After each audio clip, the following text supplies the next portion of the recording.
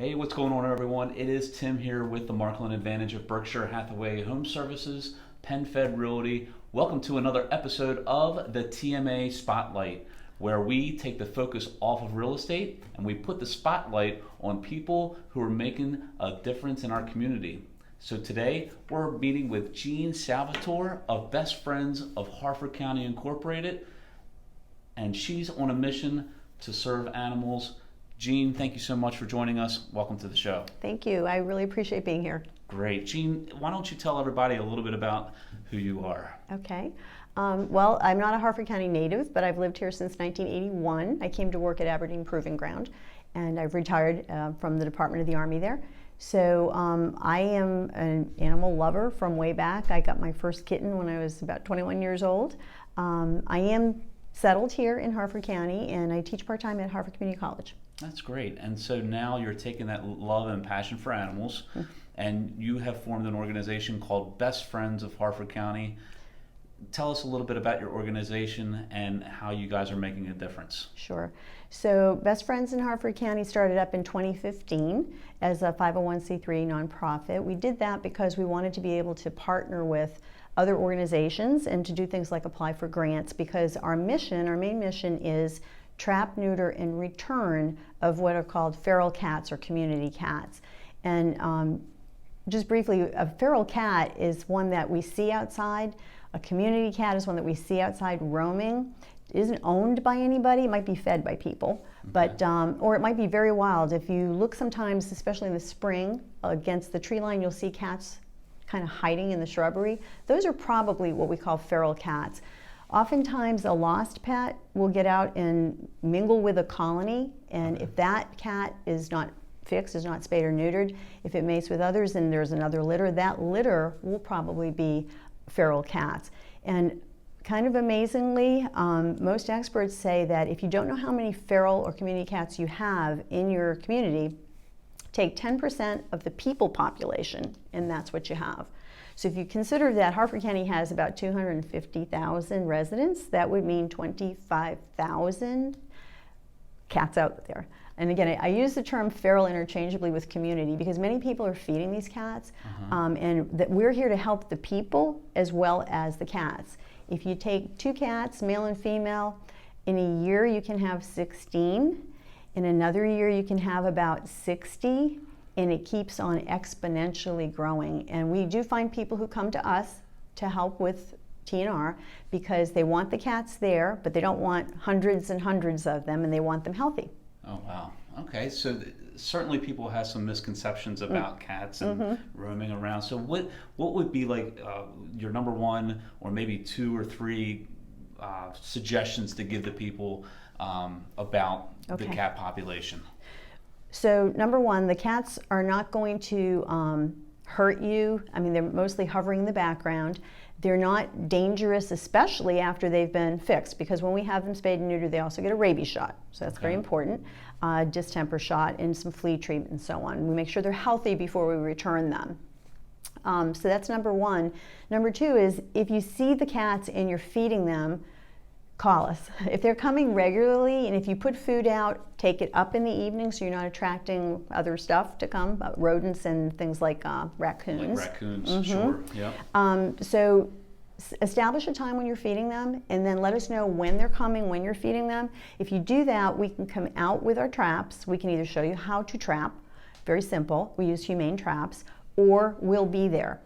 One important thing is we never leave the traps unattended. If a cat gets caught in the trap, it's going to be panicked, it's going to look out, can't get out, so it's going to bang around in there and get cut up. Well, so we monitor the traps, or we ask you to do that. Check it every 15-20 minutes, and all you need to do is cover it up, and just like a bird in a cage, it will settle down and quiet down. And then you call us, we come out, we get them taken care of and returned. Wow. So for people that don't know your organization, there's certainly ways that people can help. Absolutely. What are some ways that people can help your organization so that you can make the biggest difference possible in our community? So number one, this is probably true of most nonprofits, we can always use money donations, but we can also use volunteer help. One of the things that happens is when we're trapping out there, we do find the friendly ones. And if we find a cat that's already spayed or neutered, we will post it as a lost pet, found pet, and try to get it to its owner. Sometimes, occasionally, we do find cats with microchips. They're always checked for that, so we can find the owner and get the cat returned home. But we also find friendlies that are not claimed. After a holding period, we do try to adopt them out. So we have a pretty big program, lots of wonderful volunteers. We couldn't do anything without our volunteers because we are all volunteer. But our program really depends on fosters, number one. If we don't have fosters for those adoptables, we have to take them back. We can't just hold them indefinitely. Or we might be able to give them to another partner, like another shelter or rescue. And we would do that first if we could. But the more fosters we have, the more cats and kittens we can get into adoption and then get them into good homes. So we're also helping people to get a really great lifetime pet that we've vetted for them. Okay. And that's probably our number one thing right now is for fosters. My personal thing is, of course, I'm the person who handles all the trapped cats, and the trappers that we have are really great, but we could use more of them. And trapping is kind of fun. It's kind of like fishing. You have to have some patience, because the cat isn't going to necessarily just run right into the trap. But when we set it up right and we're first out there going to trap, we find that the cats come in fairly easily. Once we get them in, it's kind of this exhilaration. We've got the cat, now we can take care of it. Right. And they settle down pretty quickly. They have nice music where we keep them, and before and after surgery, they're pretty comfortable. So we could use more trappers as well. And so if you're the adventurous kind of person, you want to be outside, you like the fresh air. It's a little tough in the wintertime, but the weather's beautiful now, so you could go out and do that with us. We show you how to do it. You just have to sign up as a volunteer. That's great. And right behind us on the screen over here is just a few of the volunteers that you currently have. How many people are currently helping your organization? So really active, we have almost 100 people right now who are doing something for us, whether it's fundraising, fostering, adoptions. We have cats and kittens at the PetSmart in Abingdon, at the Pet Value in Abingdon, and at Barron's Canine up in Bel Air. So those cats and kittens require care while they're there. We have people who volunteer to go in maybe 2 hours a week or an hour a week just to go in, play with them, clean up their area, and then also feed them. And anybody that can give an hour or two, we welcome to come and do this. We have had people do community service with us as well. Students do that as well, for credit. We welcome everybody who has a heart and wants to help with that. Well, it seems like an amazing organization. I want to acknowledge you for all the impact that you're currently making, and I'm so glad that we've been introduced. Where can people find you if they're interested in volunteering or donating? How can we connect with you? Yeah, so I'm glad you mentioned, because sometimes people are looking for our facility. We don't have one. We work out of our homes.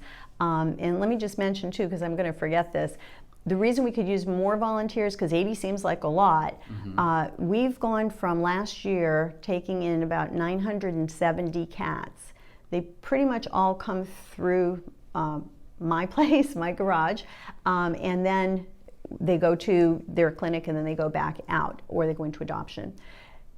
The issue is last year we actually did 1,500 cats through. Wow. So we've 50% increase. It's kind of been crazy with that. We would like to do even more. We don't know how much we can really do, but what will block us up is not having enough folks to help. So if you're interested in helping, or we can help you if you have a feral cat colony there and you want help, then I would say contact us, please. We are on Facebook. We have a website. It's www.bestfriendsinharfordcounty.org. And we are also available by phone. We have an answering service, so it's 443-390-6676.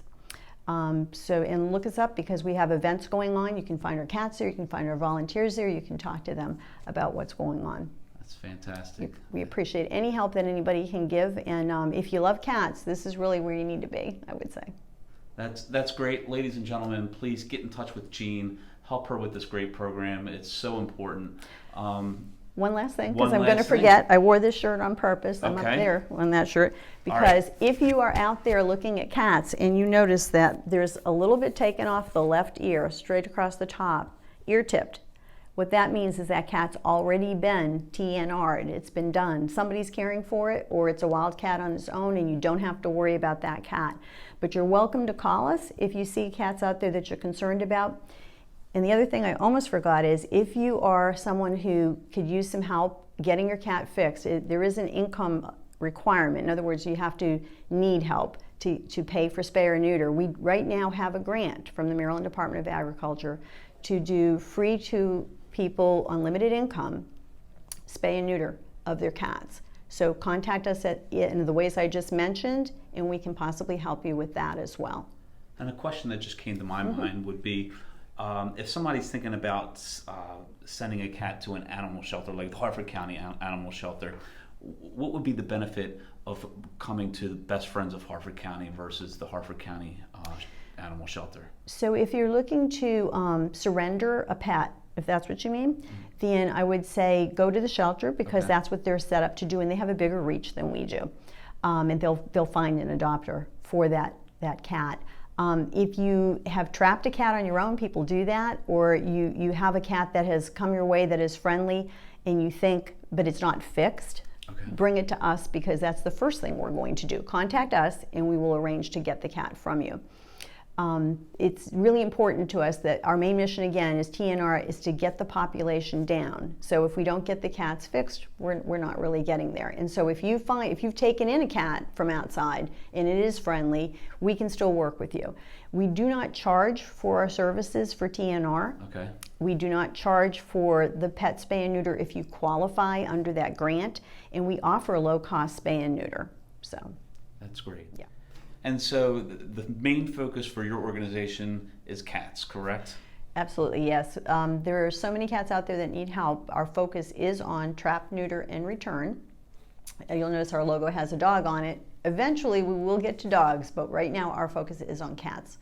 And if you do have a dog, that you have resources that you could refer people to. Yes, we do. As well. Yes. Well, thank you so much again, Jean, for educating us, for just providing a lot of great information. If you would like to help Jean through either a financial donation or volunteering, please reach out to her at the contact information that we've provided. There's so many different avenues that this organization provides, and we'll put that up on the screen as well, that we just need your help. And I think it's something that's great, and I wish you nothing but the best of success moving forward. Thank you so much. Thank you for watching. Until next time, live your life to the fullest, and we'll see you soon.